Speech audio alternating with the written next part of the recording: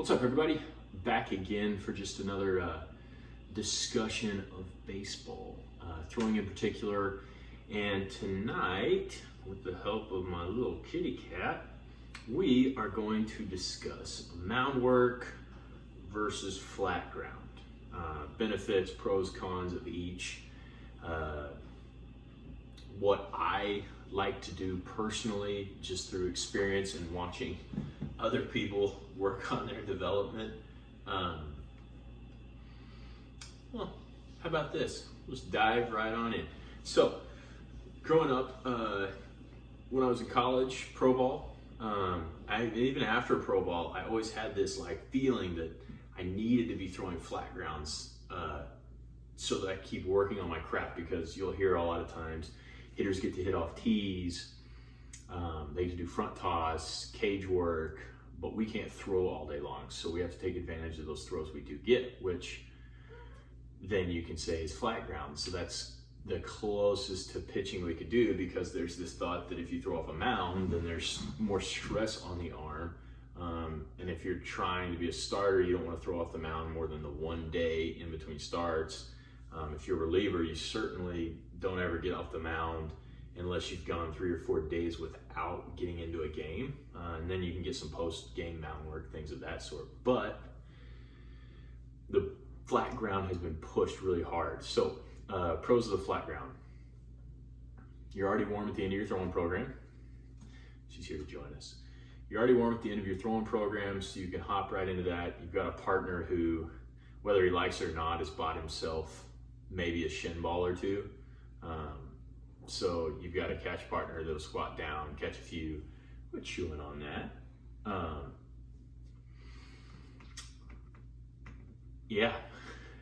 You can work on feel, like breaking balls. There is a pro in the flat ground approach to stop chewing on everything, to throwing breaking balls with our flat grounds. And that gives you some feel of trying to flip, especially if you're a true curveball guy and not really a slider guy. So that helps.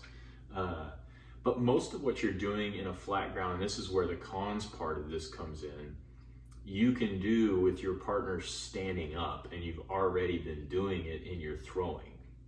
There is no difference other than your partner squatting down in a sense, but most of the time you're throwing about head high. And so those are all pretty much right around the groin, waist high, if he just stands up. So you can get your feel for the ball out of your hand, which to me is the purpose of a flat ground, is just to get feel for your pitches out of your hands. So if the changeup's coming out off the right fingers at the right time, breaking ball, if the breaking ball's getting good spin, stop that off the top of the middle finger, especially a true curveball guy, if you're feeling like your fingers are getting to the front side on a slider cutter. So there's benefit to it. That's where I see the biggest benefit. But like I said, you can get that done with your partner standing up. So really, there's not a whole lot that I do like about it. And I have seen a few things recently where the stress on the arm is actually greater in the flat ground because of the lack of momentum you can create going down the mound to take stress off of having to catch up and create it all with the upper body and pulling the arm. So not for everybody, but this is a few things that I've read recently that have that. So flat ground usage. Get a feel for your pitches out of your hand. Not worried about execution. The biggest thing, and we'll get to this, is the timing portion of flat grounds. That's where the biggest con comes in my book, and why we're going to discuss the mound work, which is something I picked up through Dave out at PFA and continued practicing now going forward, and seeing a lot better results long term, especially for guys, mechanics off of the mound. So let's go to mound work.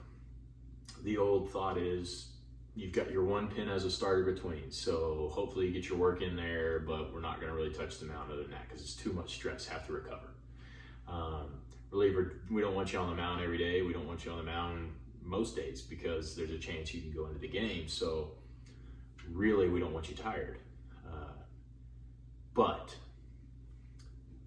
when you go into a game as a pitcher, and this is going to sound really stupid, you throw off a mound. So, and this is something that I don't think we all know. Of course we know because we're standing out there. And we also know that it's not flat, but I don't think our body or the way we move or even our patience through our delivery adjusts for the angular change of the ground. What I mean by that is in flat ground, if you're doing a ton of these, this is where the con of timing actually begins to backfire on your development, in my opinion, is we get so good at timing up our mechanics, our rhythm for that front foot to hit, then explode into it, but we're on flat. So we get really good at landing, building everything, front foot hits, and then the rest happens. Well, when we take that mound and it drops now to a, 10, 11 inches drop from the rubber, where you would have normally hit on that flat ground, your foot's still in the air. And so you'll see a lot of guys with a big front foot kick out, that energy, because that's what they're having to use on flat ground when that foot hits, to push against the ground forward to try to trigger the upper body to actually catapult over. So there's these minor adjustments that happen in your delivery on flat ground that do not translate well to the mound. So one is that kick out. Two is your sequence and timing is off. So we've developed this perfect flat ground timing because we do way more throws there than we do on the mound, especially if we're doing flat ground every day. And then we get on the mound and expect for our timing to be right. Well, if we haven't taken into account that we actually have to be more patient, we have to stay engaged longer in our backside to give a chance for our front foot to get down, then our mechanics can time up. Because let's face it, you can't throw without your front foot on the ground. It's just like a hitter, let's say, trying to swing with his stride leg in the air. I mean, you have no power, you have nothing to swing against, you have no foundation. Take it a step further, the knee drift over the front side, which happens a lot when guys go to mounds because of, to me, the flat ground timing. Their knee will drift over their front foot. They don't have the ability to stabilize because they're expecting, and they use that energy and that kick out before their foot actually hits the ground, and then they travel another foot further and drop 4 more inches. I mean, that'll throw off anybody's timing if you're expecting to throw on flat ground and a curve is thrown in front of you and now you're dropping 6 inches. So you'll see a lot of that knee drift forward, which is a velocity killer. It's a injury marker a lot of times, especially if it's done for a long time. But for the most part, I mean, it is your timing. So we want to be on time with our delivery on the mound. One thing that PFA does, and this is something that I love and would love to begin doing more often, is I'll have a guy come in, let's say he wants to come in 3 days a week. Well, most would say, hey, you don't need him off the mound 3 days a week. Well, why not? Why can't we get off the mound 3 days a week? If his work is meant to prepare him for game action, then we throw off a mound. And I know this sounds crazy, and most people wouldn't say this or try to argue it this way, but we wouldn't have a hitter doing his BP hitting uphill, stepping uphill.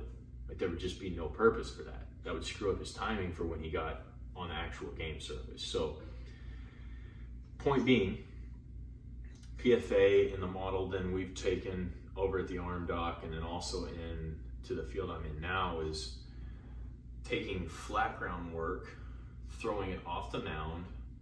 But if it's all about feel and getting timing, then we don't need to worry about the results. So we don't need a catcher, we just need a screen. The screen in front eliminates, one, the problem that most of us have of doing 2 things at once, which is executing a pitch and working on something in our delivery. It's really difficult to do both of those things and stay loose and be able to focus on one purely. So we take away one of the focus points, which is strikes or outcome or results. And we allow the body then to just find its rhythm and timing down the mound into a screen 10 feet in front at a lower effort. And you can do 10 to 12 of those, and you could actually, in my opinion, do those 4 or 5 days a week if you want, because it's not an added stress. But if we're going to take reps that replicate what we do in a game as pitchers, then we need to be on the mound doing those reps. So, in short, I do recommend mound work if you're going to do any sort of pitching preparation. I would start to move away from the flat grounds if you can, if you have access to some sort of incline, whether it be a park, your own personal mound, a high school field you can jump onto right now. Don't tell anyone I said that. Then I would try to get my work there, because we want to begin to get so good at our timing on the mound that, man, we no longer see flat ground as something of use. And that's just a personal opinion. I've seen it now through my own business in the professional world, and initially from PFA watching these guys, and it's more beneficial long term to practice this way than the other. So that's my spiel on flat ground versus mound work. I say hit the mound anytime you want to feel like you're pitching.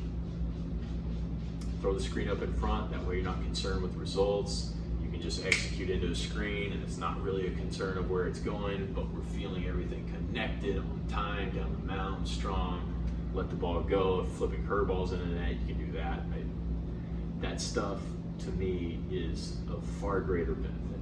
So that's it for our daily spiel here at the Arm Doc. I don't know if you noticed, but we've added another device to the table. We also have another iPad. So I'm trying to make a mega desk.